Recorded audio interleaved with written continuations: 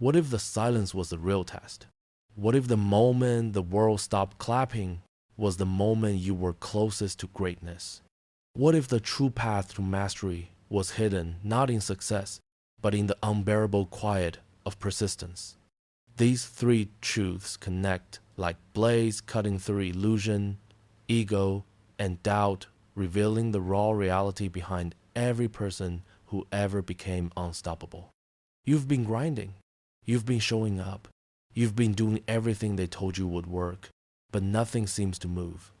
No breakthrough, no recognition, no sign that it's even worth it. And deep inside, something begins to erode not your strength, but your belief. This is the place where most people quit, not because they're weak, but because they can't carry the silence any longer. The silence of effort unseen, the silence that devours the impatient. But there's another path, darker, quieter, and infinitely more powerful. It's the road Miyamoto Musashi walked, the undefeated samurai who didn't seek applause, who didn't need validation, who sharpened his soul in solitude until the world could no longer ignore him. Let's walk that road together. Musashi was not born legendary.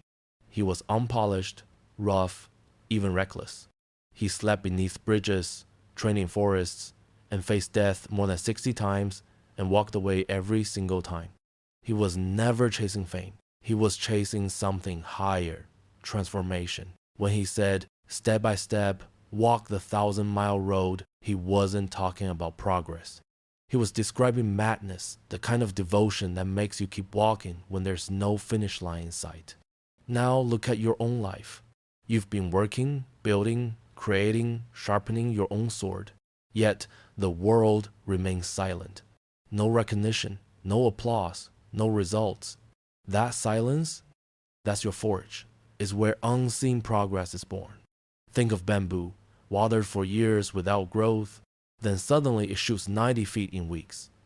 The magic wasn't in the moment of bloom. It was buried in the years of invisible roots. That's how growth really happens quietly, secretly, beneath the surface. Most people give up before they ever see what they planted. Musashi would have kept watering, in rain, in darkness, in doubt. He didn't need proof to keep going. He understood that the path itself was the proof. And that's what separates the ordinary from the extraordinary. The modern world lies to you. It says motivation comes from results, from likes, from numbers, from applause. But Musashi knew the truth. Motivation comes from purpose. He didn't fight to win. He fought to become. His battles weren't about defeating others but mastering himself. When he said, do nothing that is of no use, he was reminding us that obsession with results is a form of weakness. The moment you need validation to continue, you've already surrendered your power. Detach. Do the work for its own sake, not for a reward. And then comes the forge, that cruel, quiet phase where nothing seems to work. Most people run from it. They distract themselves, drown in excuses, or chase novelty. But you, if you dare, you stand in it. Let the silence tear you apart. Let it rebuild you stronger. The Stoics called it apatheia, not apathy, but mastery of emotion. To endure the fire of failure, boredom, and insignificance without flinching. Marcus Aurelius wrote, if you are distressed by anything external, the pain is not due to the thing itself, but to your estimate of it. That's the key. It's not the silence that breaks you. It's your judgment of it. So what if no one sees your progress? So what if the metrics don't move? You're not doing it for them. You're doing it to become the kind of person who keeps moving in the absence of applause. That's when you become unbreakable. Musashi trained in obscurity. No audience, no cameras. He understood a brutal truth. If you're seen too soon, you become a target. Real power grows in the shadows. Today, everyone broadcasts their grind, desperate to be noticed. But real killers train in silence. They don't perform for approval. They prepare for victory. Let the world think you are invisible. Because when you finally strike, they'll never see it coming. And when boredom hits, embrace it. Boredom isn't a sign of stagnation. It's a signal that transformation is taking hold. Monks sit in silence for hours, not because it's thrilling, but because it dissolves the ego.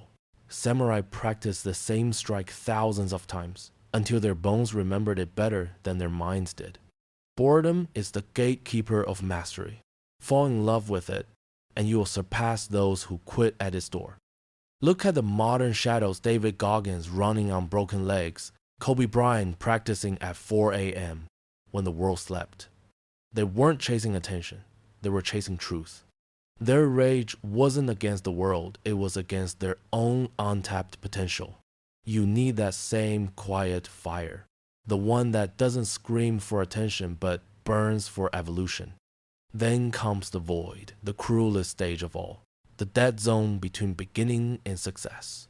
No applause, no confirmation, no certainty. The world is silent and your own mind turns against you. The void whispers, "You're wasting your time, you're not special, you'll never make it." And most people believe it, but Musashi wouldn't, because the void isn't punishment, it's purification.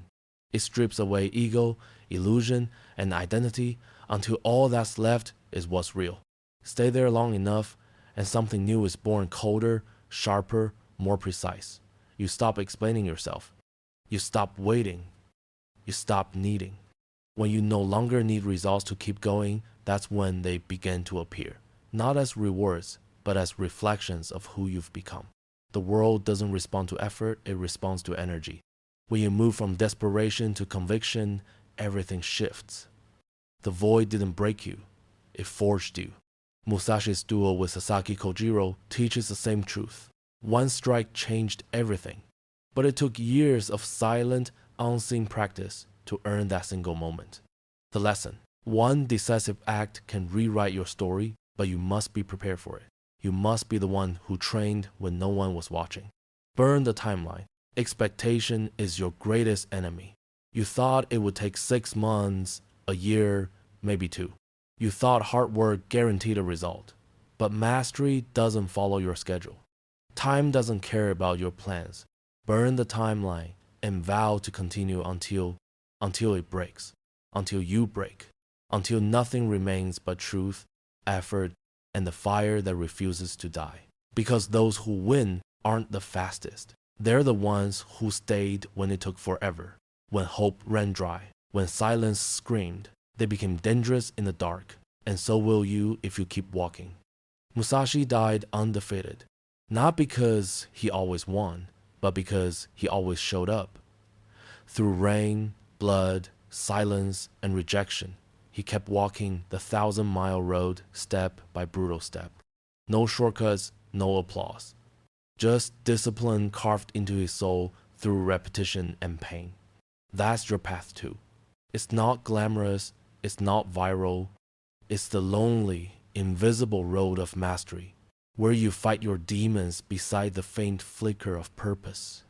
And if you can survive that road, if you can keep going when your hands are cracked, your results are invisible, and your mind screams for rest, then nothing in this world can touch you. Not failure, not critics, not even time itself. Because you've already defeated the hardest enemy, the silence. You kept walking, you kept striking. And whether the world saw it or not, you became something lethal, something unshakable. As Musashi wrote, "Today is victory over yourself of yesterday. Tomorrow is victory over lesser men." So keep walking, even if no one's watching, even if nothing's working, even when your heart begs you to quit. Because beneath the fatigue, beneath the noise, beneath the doubt, you're not breaking. You're becoming